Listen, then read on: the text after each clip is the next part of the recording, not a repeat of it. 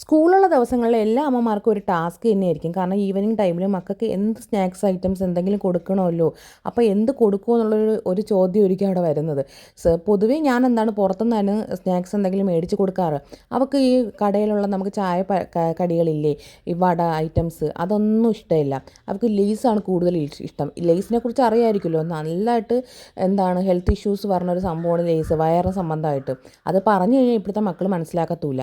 അപ്പോൾ ഞാനിന്നൊരു വെറൈറ്റി ആയിട്ട് മൈദ വെച്ചിട്ട് ഒരു പാൻകേക്ക് തയ്യാറാക്കി കൊടുക്കാമെന്ന് വിചാരിച്ച് മൈദയും മുട്ടയും കുറച്ച് ഉപ്പും പിന്നെ ബാലൻസ് ചെയ്യാൻ കുറച്ച് പഞ്ചസാരയും കുറച്ച് ഏലക്കാപ്പൊടിയും കൂടെ ഉണ്ടെങ്കിൽ അതും ചേർത്തു.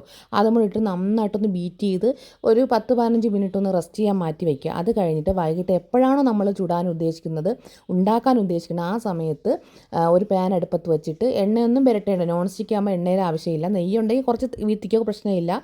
ഒന്ന് ദോശ പോലെ ഒന്ന് അത്രയും വലിപ്പം ഇല്ലെങ്കിലും ചെറിയൊരു വലിപ്പത്തിൽ ഒന്ന് ആക്കിയെടുത്തിട്ട് ഇതുപോലെ കിട്ടും. നല്ല അടിപൊളിയായിട്ട് കിട്ടും, നല്ല മുരിഞ്ഞ്. അതിൻ്റെ നടുക്ക് സെൻറ്ററിലായിട്ട് ജാം ഉണ്ടല്ലോ, നമ്മളെ ജാമോ ന്യൂട്ടല്ലയോ പീനട്ട് ബട്ടറോ എന്ത് വേണമെങ്കിലും യൂസ് ചെയ്യും. അത് വെച്ചിട്ട് ഒന്ന് ഫില്ല് ചെയ്തിട്ട് റോൾ ചെയ്തെടുത്ത് കഴിഞ്ഞാൽ അടിപൊളി ഒരു മൈദ എഗ്ഗ് റോള്.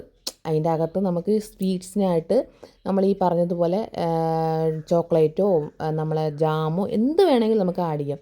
അപ്പോൾ ഒരു 3-4 ഞാൻ പാൻകേക്ക് ഇവിടെ തയ്യാറാക്കി എടുത്തിട്ടുണ്ട്. കിട്ടില്ല ടേസ്റ്റാണ് കേട്ടോ. നമ്മൾ എന്താണ് കുട്ടികൾക്ക് ഈവനിങ്ങൊക്കെ പെട്ടെന്ന് തയ്യാറാക്കാൻ പറ്റിയ ഒരു അടിപൊളി സ്നാക്ക് ഐറ്റംസാണ്. എല്ലാവരും ട്രൈ ചെയ്തിട്ട് റിസൾട്ട് ഒന്ന് പറയുക കേട്ടോ.